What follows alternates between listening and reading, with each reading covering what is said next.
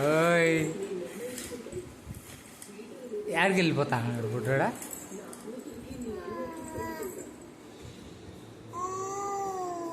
ఓ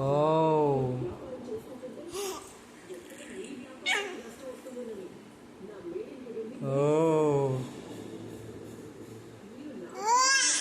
ఓయ్ ఓయ్ ఏమది వేసినావు బుడ్డోడా. బా అది విన్నావా.